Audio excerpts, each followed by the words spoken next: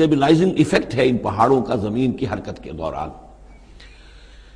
فَأَنبَتْنَا فِيهَا مِن كُلِّ شَيْءٍ مَوْزُونٍ، اور اس میں ہم نے اگا دی ہر شے جو کہ بہت ہی اندازے سے ہے.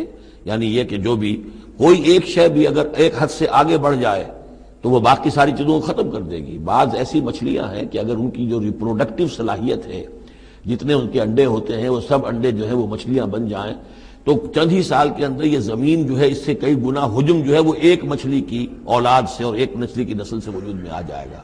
تو ایک کنٹرول کیا ہوا اللہ نے ہر شے کے اوپر. تمام چیزیں جو ہیں وہ ایک اندازے کے مطابق، ایک وزن کے ساتھ، ایک اندازے کے ساتھ اس دنیا میں چل رہی ہیں. من کل شیء موزون، ہر چیز جو ہے وہ ایک اندازے اور وزن کے مطابق ہے. وجعلنا لکم فیہا معاش، اور ہم نے اس میں تمہارے لیے طرح طرح کے معاش کے سلسلے پیدا کر دیے.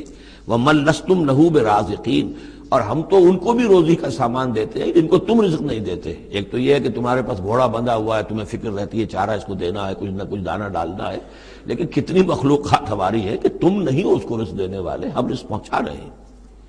وَإِن مِّن شَيْءٍ إِلَّا عِندَنَا خَزَائِنُهُ، اور نہیں ہے کوئی شے مگر یہ کہ ہمارے پاس تو اس کے خزائن ہیں، لا متناہی.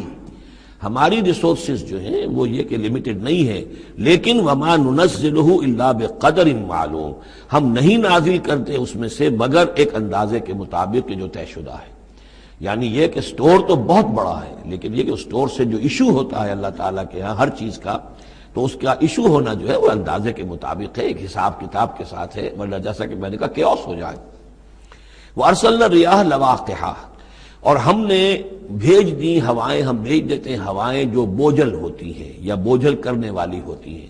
لواقحہ کا مفہوم پہلے تو یہ سمجھا جاتا تھا کہ چونکہ وہ بادلوں کو لے کر آتی ہیں اس اعتبار سے، لیکن اب ادھر ایک اشارہ ہو رہا ہے جدید سائنس کے حوالے سے کہ پولن گرینز جو ہیں وہ بھی ہواؤں کے ذریعے سے آتے ہیں، اور وہ پھر آ کر پھولوں کو جب وہ وہاں فرٹیلائزیشن ہوتی ہے تو اس سے پھر وہ فصل بنتی ہے. تو ہوائیں جو ہیں وہ گویا کہ بار آور کرتی ہیں، اور اس طریقے سے یہ نباتاتی نظام چل رہا ہے.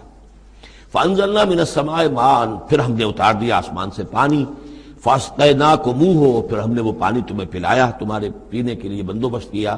وَمَا أَنْتُمْ لَهُ بِخَازِنِينَ، اور دیکھو تم اس کا سٹور نہیں کر سکتے، اس کا خزانہ نہیں بنا سکتے. کہاں کس طرح بناؤ گے خزانہ؟